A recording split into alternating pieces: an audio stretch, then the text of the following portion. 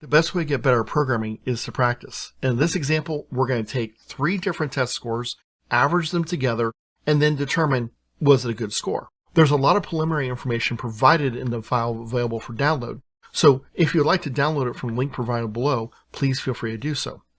Pause this video, try it on your own, or follow along. We'll give you a couple seconds to download this.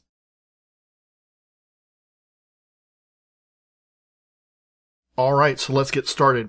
You notice that we're already asking for test scores. We got those. We calculate the average. That's good. All we want to focus on is the condition. Conditions are very easy in C and C++. They work exactly the same. We're going to say if, and then put in parentheses. And inside of parentheses is where our actual condition is going to be. What we'll do is we'll say average greater than or equal to 93. Now, you might say, well, wait a second, average is a double. 93, because there's no decimal plate, is an integer.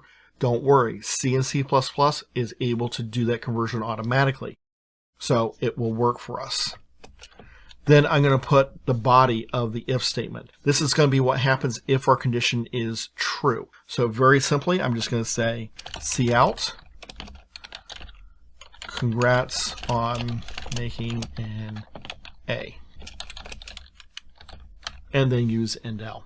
So very simple, nothing fancy about this at all. It's a simple condition. Our conditional operators are simply less than, greater than, less than or equal to, greater than or equal to, as we see here. We also have equal to, which is 2 equal signs, and not equal, which is an exclamation point and an equal sign. If I go and run this, it's going to ask me for my scores, and so I'm going to put in first off 85, 83, 95. Notice that nothing happens. My average score was down low.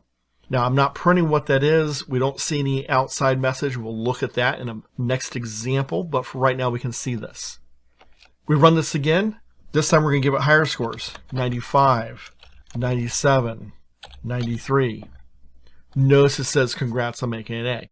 So the condition was met. We got our output results just as we'd expect. If you'd like this example and want to continue to get better in programming C and C++, please consider watching the rest of the series and subscribing to the channel.